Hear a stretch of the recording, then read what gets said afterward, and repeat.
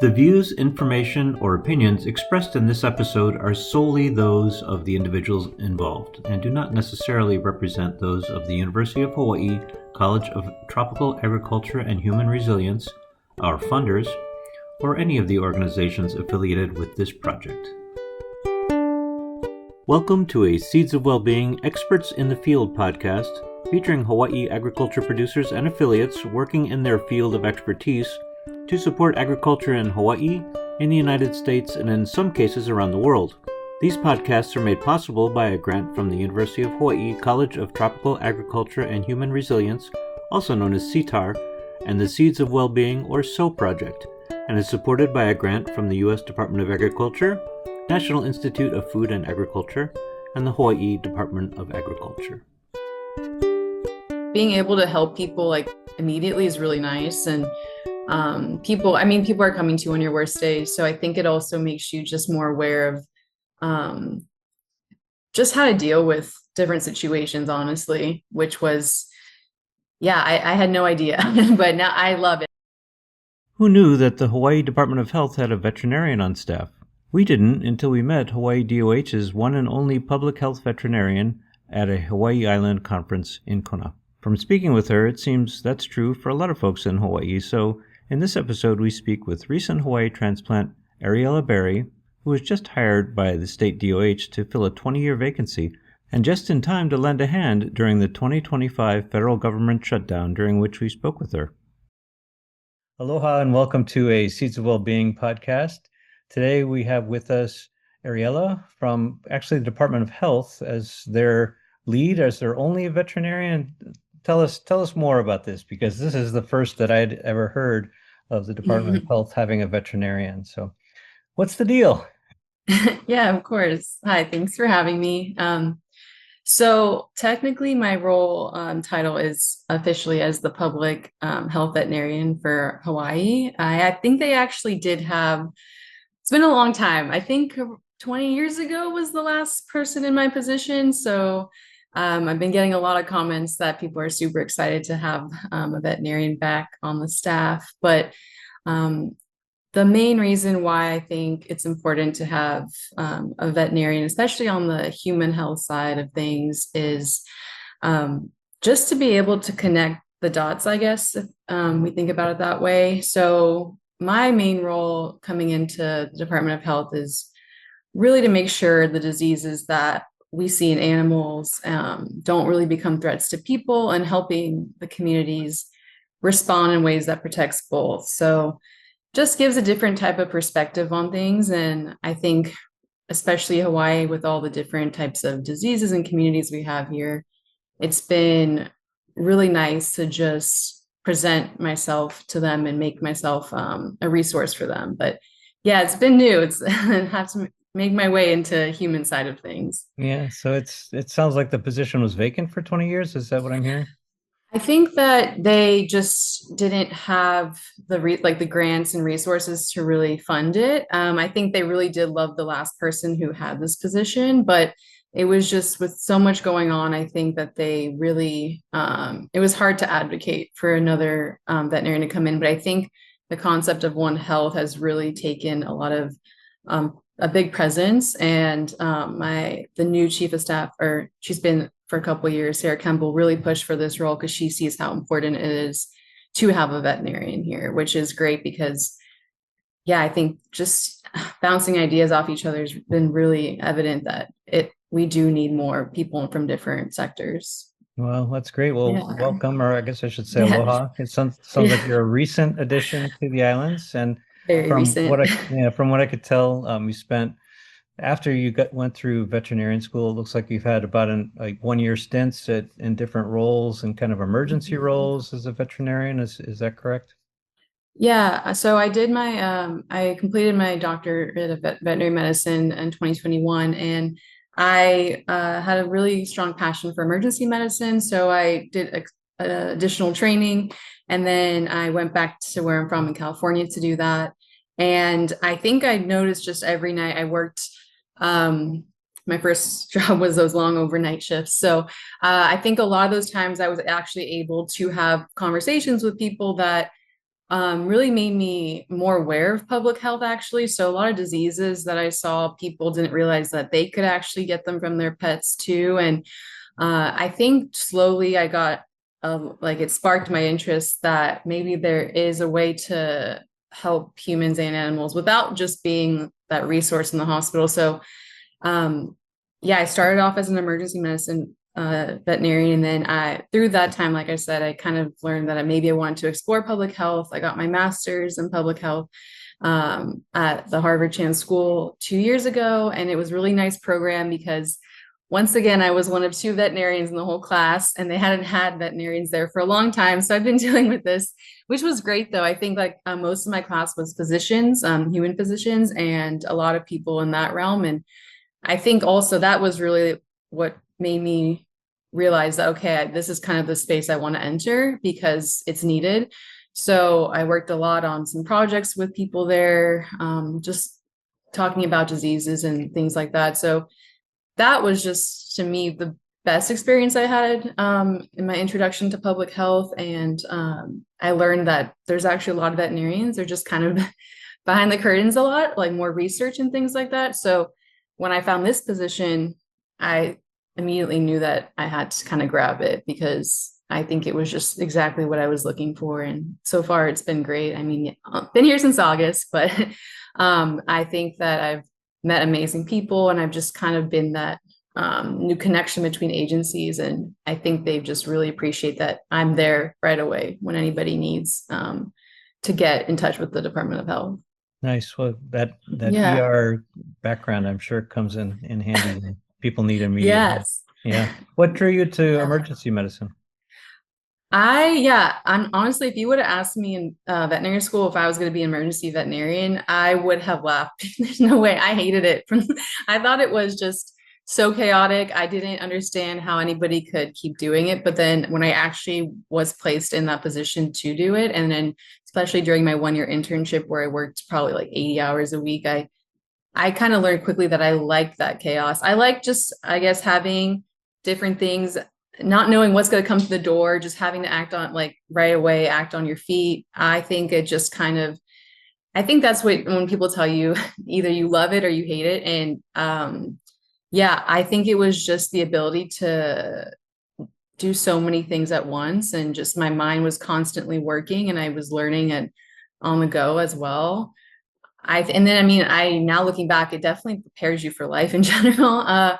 Nothing seems that stressful anymore once you work an emergency shift. But yeah, it was really just being in it. I had no intention of doing it. And then I think after my internship, I think the mentors I had were definitely essential in making me love it. And then I just continued it because I realized I kind of thrive in that environment. During my time here, I actually work on the weekends sometimes at one of the big emergency hospital, FERC, in downtown Honolulu, just because I miss it. It's kind of like that scratch you need to itch. But yeah, so I think, and then being around like community, I just think the veterinary community is so close, so small, but I think we're all there for the same reason, just as the people in the Department of Health are. So it's really nice to be around people that want to help and do the same thing as you. I know. I'm just thinking that you're not getting that adrenaline rush, right? And you actually probably get a 9 to 5 work schedule as opposed to overnights. So is Right. that Burke you said was the name of the hospital? Yeah, VERC, Burke, Okay, and Veterinary that's Emergency Referral Center. okay, Yeah. and it's emergency medicine for animals as well. Right. And it's the biggest one, I think, on the island, and they have some of the only specialists there. So they're really well equipped and they welcome me immediately. And I'm actually working there tomorrow, which will be fun after Halloween. Oh, geez. Yes. Right. Yeah, maybe we should have talked after that and you could have told some stories. Some good stories. How many dogs came in for chocolate, right? Yes, ERs are usually hopping on Halloween. Right.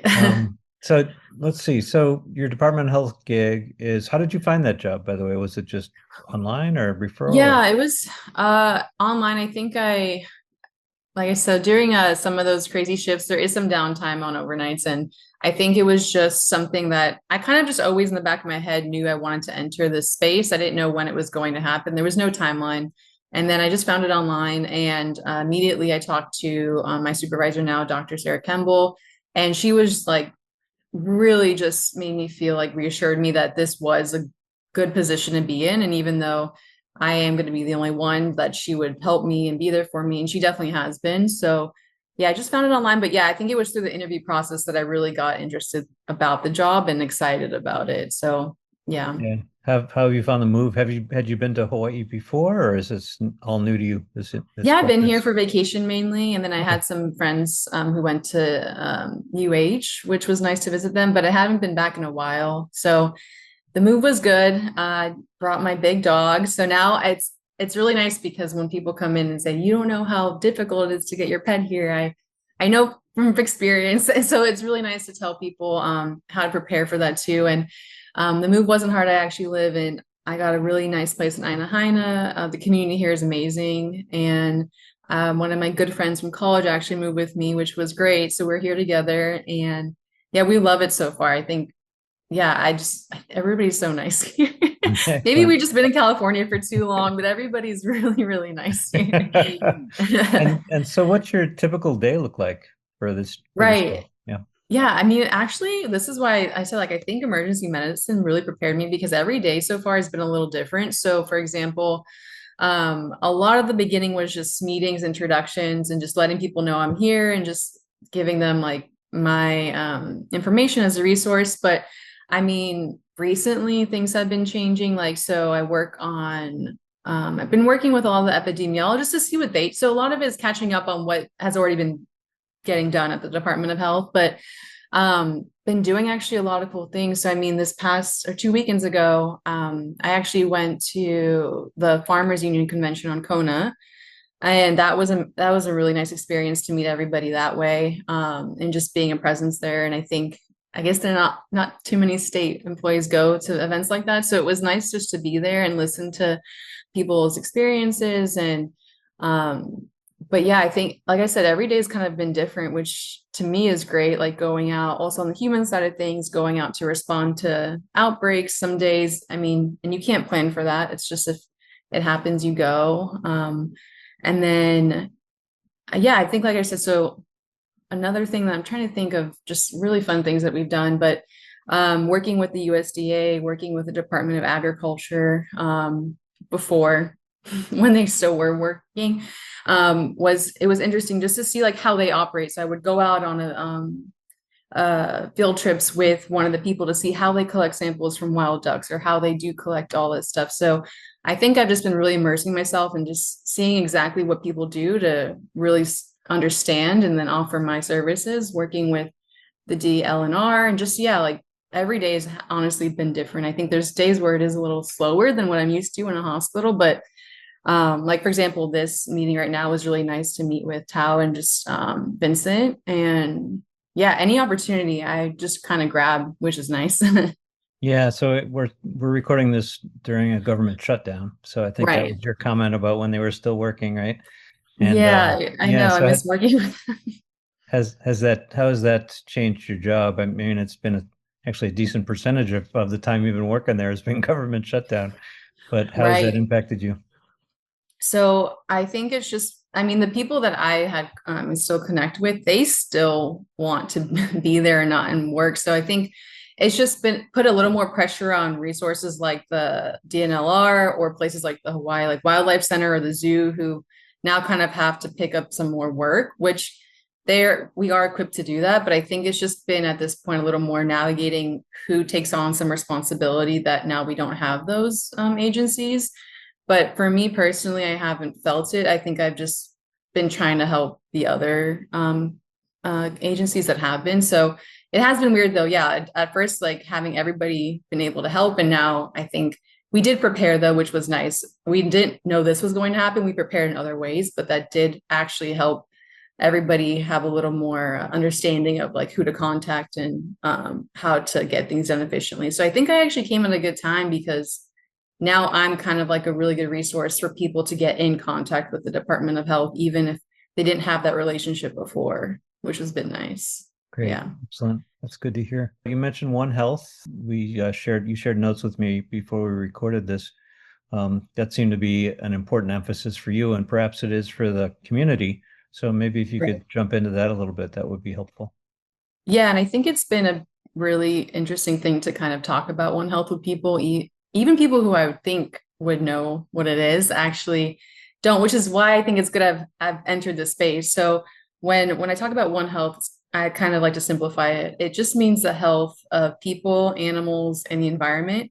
We're all connected, we're all here, we all share the same land, all the same resources. So what affects what we think like, oh, that's just one little bird or that's just one cat, that could actually affect everyone if we follow that through. So for like, I'll give you some examples. If we keep the water clean, we protect the fish, and the fish are the people who get the fish, and then they give the fish out for people to buy and eat. If there's a disease there, the people who do fish lose their financial resources. And then obviously we have to deal with people who get sick from the fish. I know CTAHR is a big thing here. So another example is when we think about chickens, feral chickens, they can spread diseases like salmonella. And I guess a lot of people only really pay attention when there's recalls and like, oh, like this one thing from Costco is recalled. But then we have to think about, okay, so where did that come from? Who else does that affect? And how did that get responded to? And now what's going to happen? I think also another thing people really got attached to was the egg prices. So that's another thing when we think about, it's not just about the consumers, it's also about the producers, it's about the actual land, it's about how long that takes to recover. And we really are all connected. And then specifically what I saw a lot on emergency was just people's pets. So I mean, it affects you in ways we can't even imagine. I mean, even me having my dog here helps my mental health. I met so many people just in this community by just having him and walking out. And then just there's been so many studies that show having pets, like I said, makes you want to exercise, it lowers stress, it builds social connection. So really that is all One Health. And I think people don't realize how important it is, and also in a timely manner. We don't want to wait till saying, oh, we should have done this, we should have brought a vet in, or we should have brought a doctor or an anthropologist or someone in to like help us give a different view. So really making sure everybody can work together is One Health. And that's why I kind of love the Department of Health. There's so many people from different backgrounds. So Yeah. yeah. And there was something you were sharing with me, a bird sanctuary story. Does that relate Yeah. to the topic? I think that's actually one of the best examples. I personally wasn't here for that, but I have talked to multiple people who responded to it last fall. It was one of the biggest duck sanctuaries on the island, and On Oahu? unfortunately, Was on that Oahu, Oahu? yeah, Oahu, yeah. yeah. And last year, unfortunately, one of them there was an outbreak of the bird flu, avian influenza, and this wasn't just like a typical situation where the loss just came from the producer's side. This was a loss where this person who ran the sanctuary was bonded with each and every one of those ducks. So when I talked to people who had to go, it wasn't just like a normal depopulation situation where you go and that's unfortunately what happens because there's so many you have to deal with. This was around, I mean, still a lot of animals, 80, I think it was almost 100, where each was individually euthanized Mm. because of that connection that that person had developed with them. And they were so grateful that they actually had invited a social worker to come to that, because that's just not something like that we understand the grief, but we're not professionally trained to deal with that. So we are trained to go out and make sure everyone's safe and the animals and the people. But when learning more about that response, there was multiple agencies there. It wasn't just the Department of Health. I think they each told me that it was just a very different experience than what they were all used to. And it was a really big loss for the community as well, because this is something where it's a sanctuary. People come, and the whole point is to keep them there and have the community support them as well. So I think that showed Oahu. I think it was a really good time for people here to see it firsthand, that this is how important the human animal bond is. And grief is real as much as it is for some people as losing a human. So like I said, I wasn't there personally. They did recover. They're doing well. The sanctuary's still going, but it was one of the biggest losses here, definitely.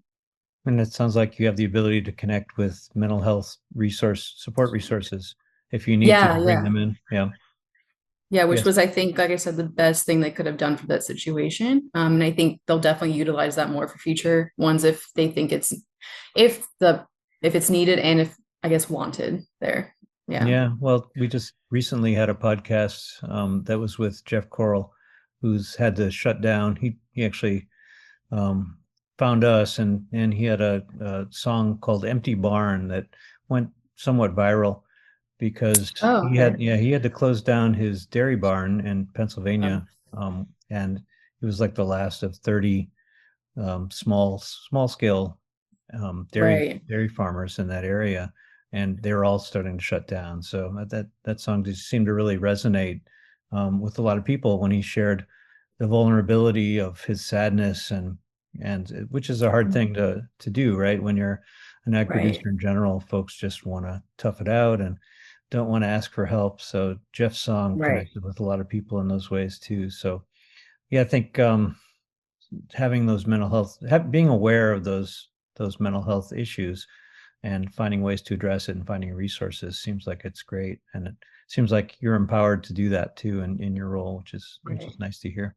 Is there anything else you wanted to share about One Health and how it might impact your connection with the community? I think it's also really important to emphasize, like when I talk about One Health, it's not just it's not, I'm not choosing between animals or people. It's really, I want people to understand it's caring for both.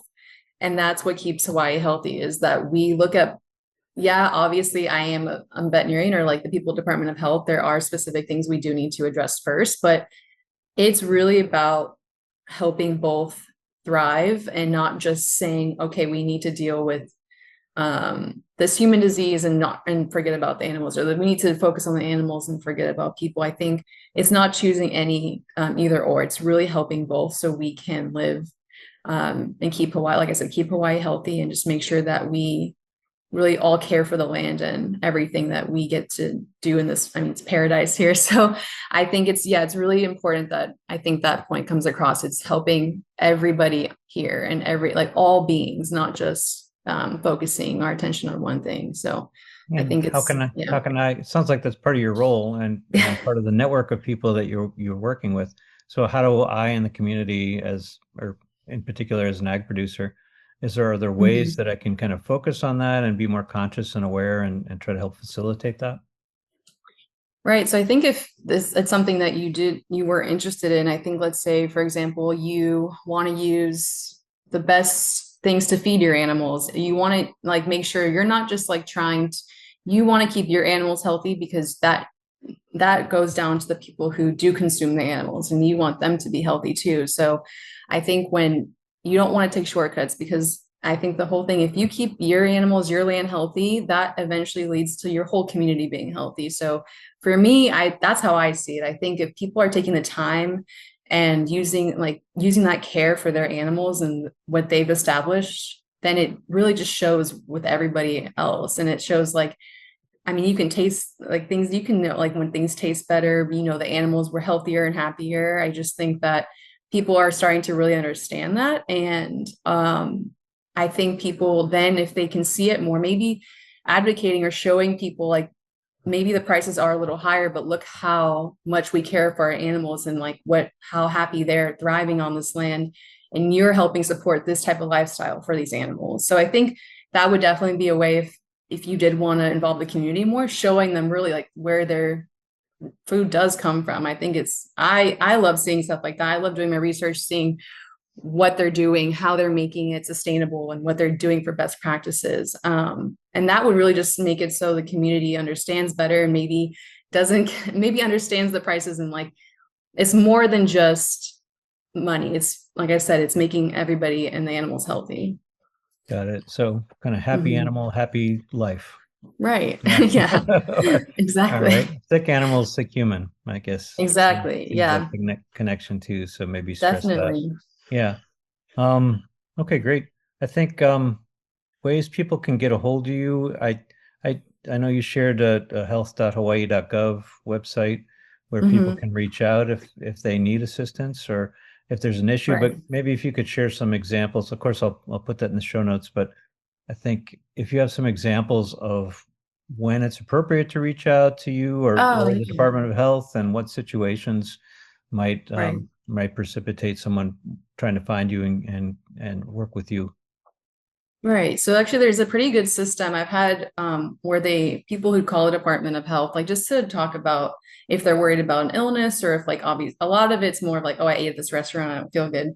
But I've had moments where people have actually called me on different islands and say, hey, I had this call that I just think you would be better suited for. So then I kind of jump on and I talk to people directly. And then at that point, I kind of guide them to where they need to go. So, I mean, it could be anything. I had a case where, sorry, talking in hospital terms, but I had someone call me from a different island, and it was just a concerned owner. She had just adopted a pet from the Humane Society, and something as simple as that pet having giardia was definitely something I wanted to talk to them about. I'm there to make them feel better about their decision and like know that to trust the people that are giving them that advice. So something from as simple as that to we might have there was a bird found at UH Manoa and now has been a non-negative for bird flu, and we're still investigating that. So it could be as simple as that, or hey, I think that I would honestly take on any role. So it could be something like a mental health wise. Oh, like we have a client or we have someone a producer who is worried about shutting down or worried about getting compensated back for the product that was lost. So basically, if you call the Department of Health and you ask to speak to the veterinarian on staff, I get that call right away. They really try to make it efficient. And I mean, I'm there Monday through Friday, but I've taken calls on weekends. Honestly, that's just in my nature. I don't feel like I'm ever off duty. So if there's always someone who answers the call on Department of Health, always someone on the weekends, always someone after hours. So it is something that, like I said, even if it doesn't happen that second, it will happen that day, or I'll personally call them back. So it can be anything regarding anything about your animals, even if you just are worried about something or you want to confirm something, double check something that was happened versus, oh, I'm worried about getting sick from this dog, or I got bit by this dog. There's been moments where we've had to respond to that too. So they really do utilize me for everything, anything that the word animal pops up. Like I will be there to help anybody. And it doesn't matter, like I said, what time it is, your call will be answered no matter what. There are people always on standby at the Department of Health, which is amazing. I had no idea. Okay, yeah, I did actually try the chat bot on that website after you sent me the link, and it was actually better than I expected. So many of them are kind of lame, right, these days, Right. but I suppose they're getting better. But this one said, redirected me to Hawaii Department of Agriculture, Animal Industry Division. Is that you or is that someone else?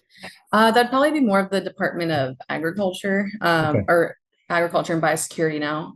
But still, like I get kind of looped into those as well. And if it's something where they think more is in my realm, then I would cover them. But they're pretty good as well at responding. And like I said, I have a really good relationship now with all the different people in those agencies. So it's really nice having that collaboration, that interagency collaboration, because even we just want to make sure we're all on the same page and making sure the public has the same message from everybody. That's the whole thing. We don't want people to be confused. We don't want people to think that they're being told one thing, but then it might not be right. So that's where I think One Health also comes in, like making sure we're all supporting the community with the same message, which has been great so far. Okay. So, is there a main number you want to give out, or maybe I can just Google that and put it in the show notes as well? Is All there? right, yeah. I just want to make sure I have the right one because there's two, but I can give it to you later because I think there's Yeah, I want to make sure it's the right one and then the after hours one. But I exactly. think that would be nice to have Okay. for definitely because it's there. I just want to make sure it's to Well, differentiate which one is like the day versus the if you miss the right. adrenaline rush, we can just give everybody your cell phone number and Right, they can right. I call did when that. their cat is not feeling well. Yeah, I mean, I that's the problem. I do answer calls if I don't have the number, and sometimes people have called me asking. I'm like, wait, did I see your cat a couple years ago? Oh Yeah, just no. yeah, whatever number you want to send me, or if, as we still talk, if you want to try to find it, and we can just say Yeah, it. yeah, I'll definitely find that. But It's like I said, I get looped in the calls all the time, and it's been really nice. Just to give, even if it doesn't matter if you think it's small or not. I mean, I will answer any question. yeah, but I want to respect Yeah. that you want to have a life or maybe a second job being a yard dog. That's true. I guess now Right? people know where they can find me outside of the They Department of do. Health at They that do actually. hospital. They can just if they're on Oahu, Right. Yeah, that's stop by. true. Um, so I'm going to ask one more One Health question. Is this Yeah. something that's commonly understood and in the 2020s and forward? Because to me it was a brand new concept, but is it something Right. well understood and I'm just kind of ignorant of it at this point, or because of my lack of focus on it, or I tell me about One yeah. Health more. As No, you like can I said, tell, I'm I'm curious. still meeting physicians who like I have not heard of the concept. So I think it's something if you talk to anybody in the public health field, they know what that is. And that's Okay. always kind of been around. And obviously veterinarians, I hate to say, it, but we've just kind of been a little bit ahead of like human in this way. So I think if you talk to any obviously veterinarian, that is something we've been in like that was instilled day one of our training, One Health, because we knew how important it was to learn from human medicine. I mean, it's always been there. There's always been comparative medicine when we think about even something as simple as research. When things get done on animals, things are being done for human medicine benefit, which it's always been there. But I think when people normally would think about how they connect, research has been the biggest thing. But I mean, drugs have been developed using animal models since I think that's been around for mainly since medicine developed. Honestly, that's how things were tested. So I think that part of One Health has always been there, but now actually discussing, I mean, there's a lot of different healths. There's One Health, planetary health, but I think it's been picking up at least, especially with all, like we talked about, zoonotic diseases. So diseases that are transferred from animals to people specifically. I think people are becoming more aware of it. And I think Hawaii is actually a really good place to understand it because there are just different diseases here, such as not different, but more prevalent than most places on the mainland. So, for example, leptospirosis is a big thing that is dealt with here, toxoplasma, and then rat lungworm. I think a lot more people are aware of the of One Health idea because of, unfortunately, these things that are prevalent in the communities. And but yeah, I don't want, you're not ignorant. I literally teach people this every day.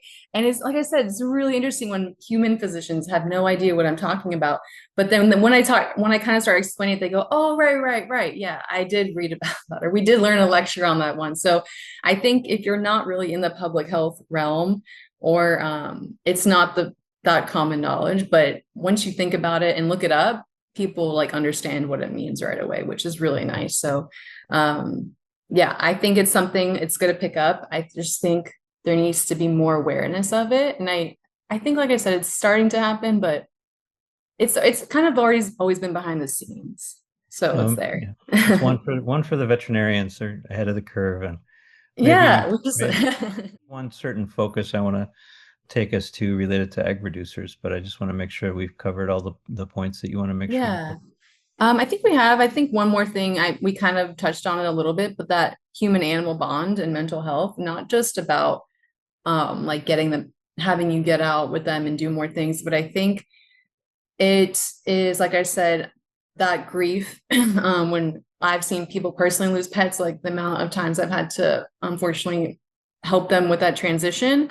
And I think for veterinarians, animal responders, and I think like example, the people that were there on that day of the duck sanctuary. So I just think it's really important for people to really understand that it's a it's a hard thing. And I understand like some people may not know, especially if they never felt that way with a pet before, but I think it's a really good thing to also talk about now because caring for others, human or animal, I mean, it takes a toll. And I think public health isn't just about stopping diseases. It's about also like supporting, like we talked about, that emotional well-being of people.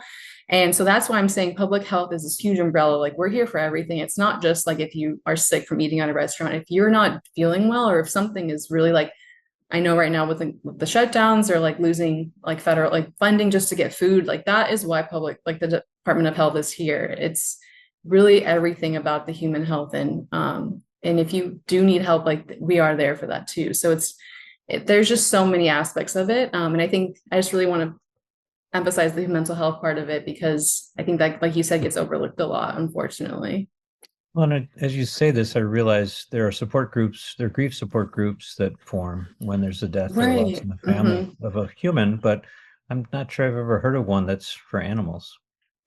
I think there actually might be. I've never personally had to join one, but I think when there are such thing as like pet, animal communicators too. I've like I said never personally been involved in that, but I've heard stories where people do form groups or they do find people to like help them through that transition. And I wish it was something I was more trained at. I think I've talked to human physicians too, asking if they've ever been trained in school to deal with this type of grief, because I know that we weren't. And it is something you're kind of thrown into right away. Like you have to be there for people. So um, I know there are social workers at hospitals, and I think that would be like the biggest win if hospitals or animal clinics could get that as well, because the grief that I've seen sometimes is just unimaginable with people losing their pets, and it's just something that unfortunately I can do as much, I can offer as much as I can, but I'm not a professional in that way. So I think I've heard there are groups, and I think it's just important to not be ashamed of that grief, because I mean, I know there was plenty of people who came in that said that that animal was their last connection to like their actual like partner that had passed away a year before, like someone that had given them that pet had passed away. So it's not even just about that animal. There's just so many things that go behind it that to me that grief is huge. And I know agriculture workers too. I mean, that's what they do. That's their life, taking care of these animals. So even though, yeah, a hit will be the financial part, I mean, you have to say goodbye to something you've been taking care of for days, weeks, years. And I imagine that is really hard, especially if you have to do it multiple times. And I mean, for me personally, it's hard to do it to help people say goodbye to their pets. So I've said goodbye to my own pets as well. And it's just a different feeling that it's really nice to be around people who've experienced it as well. So I hope there's groups for domestic animals as well as agriculture communities too. I just think it's really nice, like I said, to have people truly understand what it feels like, because it's really hard. It's just a really hard thing to go through. And yeah, I think that's why mental health is huge in this field. Yeah, well, I'm going to spend some time after this call to see if I can find any resources because now I'm intrigued. But if I Yeah. find something, I'll post it. I'll share it with you too. Yeah, I'll look Um, too. I haven't looked up yet here, but I know in yeah, California there was a couple groups. Yeah. yeah, that kind of makes sense. I know Seeds of Wellbeing has support groups with farmers supporting farmers, so it seems like Right. it's logical extension for what we're trying to put out there.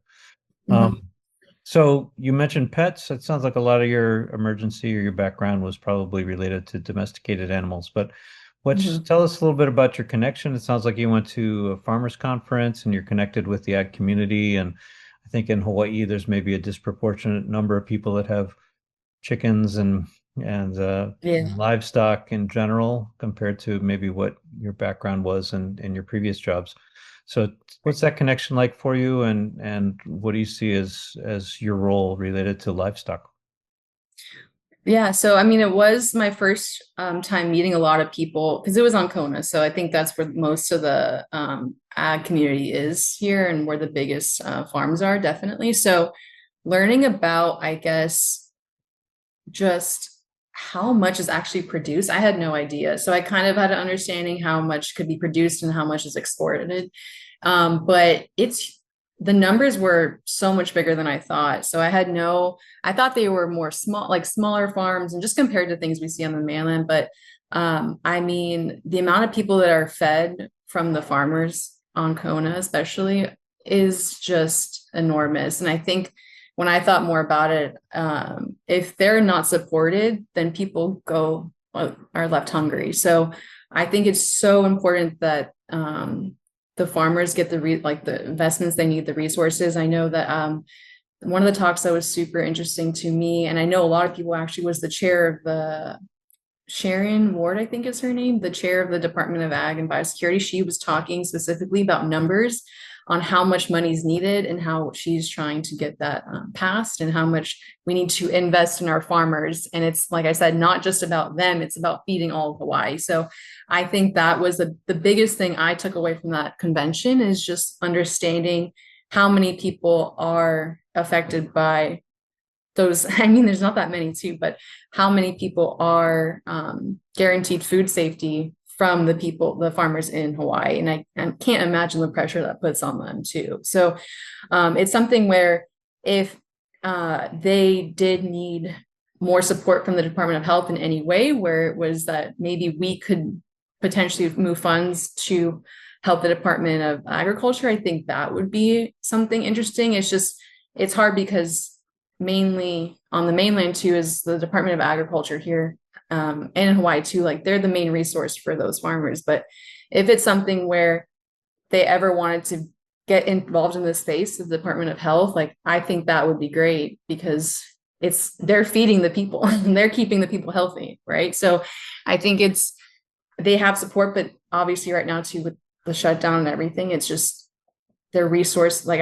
when I would hear from the actual farmers, they were saying how a lot of their the clearance papers, or like all the things that they needed, couldn't get done because they needed to go through agencies that were not there right now. So that was really hard to hear, that people were on hold to produce, to like keep their farm going, or even they were starting new farms where they were bringing more animals in, and now they can't because of what's happening right now. Yeah, because of the shutdown. Yeah. Right. It was hard to hear, but and a lot of frustrations, but I think the people who are representing them, especially in like Washington, like there were some people there too, are fighting really hard for them, which was really nice to hear. And it sounded like from all the people that were there listening, they felt heard, they felt supported. They are just obviously everybody's uncertain right now what's happening. So it was nice to hear that, or see that relationship that higher up people had with everybody in the community. I think that was great. And like I said, if there's any way we can help, I mean, it is hard right now, definitely. But I mean, I was there to make myself known. Like, if you do need to come, if there's anything you would like to tell me or tell Department of Health, that's why I'm here. So, right. It was just really eye-opening to me. So it sounds like you're getting involved with ag producers and the ag community, going to the conference on the Big Islands, and kind of some of the things you've mentioned indicate that, and the reality of Hawaii, right? Which is a lot of more than just domesticated animals. So what would be an appropriate time for an ag producer, or farmer or rancher that has cattle, has livestock, to reach out to you? What would be appropriate and maybe helpful for that connection? Right. So I guess if there was any indication they fell ill, obviously, and they were worried that if they can't work, then they're going to lose like having them take time off would really affect their job. So if they fell ill right away, then it'd be something definitely we could help with that, trying to figure out how, like, what they have, if it's something where we can go there personally and like actually send stuff to our state lab where we are worried about something that can spread, like containing disease like that. If they get to a point too where their animals are sick, I think the first person to call would mainly be the Department of Ag and Biosecurity. But if they would also, that's the thing. So if they do call them, but they think it'd be something I'm more suited for, I would get brought into that conversation right away. So it wouldn't just, now that I'm here, that's why it's nice too, that they can, I think calling for certificates or like health stuff for their animals on the farm is more of that agency. But let's say if they do call them, they have my personal number, they have my email, and I would reach out right away. So honestly, I think, like I said, there's no wrong person or agency to go to first, but mainly the Department of Agriculture handles most of their issues. But if they think that we actually will be able to help them because we have more resources in that area, then I would get brought into that. So, but if it is something too where they're worried, like, oh, maybe there's wild animals on there that are affecting their livestock too, or then that could be something where I'm brought into that situation, because working with the wildlife resources or the DNLR. So I think definitely the first kind of line of communication would be to contact the Department of Ag, but then they would then contact me. and then we can work that way as well. Okay, that's helpful. Yeah, because it's especially with a role it sounds like it's been essentially vacant for a few decades, Right. and I think you're still trying to figure out where you plug into the system. Right. Yeah, but I'm here. I want to help. So, but yeah, okay. I think they, like I said, we do have a solid relationship now. So it wouldn't be something where they say, oh, well, maybe we can direct you to them. Like now they will immediately call me or email me. Okay, great. So you may just show up. You may be Yeah, the I will person do it. that- Anything to get me out of the office and just, I love talking to people. And I've learned recently that a lot of people don't mind meeting online like this. And when I bring up I'll fly to the island, I'll come, I'll go do all this, that like it's not, I guess, that common anymore because we've just been unfortunately placed in these settings. But yeah, I will come, I will do it if I'm able to. Okay. And it sounds like your role extends to all the islands. Is that right? Not just Yeah. the one. Mm-hmm. Yeah. Like even Lanai and the smaller Molokai and the smaller islands. Yeah, definitely. Yeah. Okay. But it sounds like Zoom is predominant these days. Like I guess, but no, I will go. Right. I like getting out. Yes, you might be nice actually to get out of the office, huh? It is. We thank Ariella for sharing details with us about this newly resurrected position with the DOH. She is eager to help with any animal-related concerns on any of the Hawaiian Islands, and so encourages folks to reach out by calling the state's Disease Outbreak Control Division at 800-586-4586 and asking to speak with the veterinarian on staff. Since she is the only one on staff, that would be her. Any parting words you want to share with the Hawaii ag producers? Just that I'm here. And like I said, even if you don't think it's something that I should or could be involved in, it doesn't hurt to just ask and reach out. And I think, like I said, I'm so willing to talk to anybody or get involved in any space. So even if you don't think anything would come of it, I will make sure to always call back or email back or even visit if I can. But yeah, I just want people to know I am here because it is nice to have someone who understands the human animal bond and also like the repercussions of being losing animals on a farm or a lot of things like that. There is someone in the Department of Health now who really does want to advocate for people, and not that they don't already, it's just now that we have someone assigned to that role. Whereas it's hard because like I said, Department of Health covers so much keeping Hawaii healthy. So now you have someone that is here just to kind of have more insight on that stuff. So yeah, I'm here. I just want people to know that I'm here. The intention of these podcast series is to create a safe space for respectful and inclusive dialogue with people from across a broad and diverse spectrum involved in growing and making accessible the food we share together. A diversity of voices, perspectives, and experiences can serve to deepen mutual understanding, to spark creative problem solving, and provide insight into the complexities of our agricultural system. If you or listeners have experiences with Hawaii agriculture ecosystem, from indigenous methods, permaculture, smallholder farmers, to large, including multinational agricultural industrial companies, and everywhere in between, and you would like to share your story, please contact us. We welcome your voices and perspectives.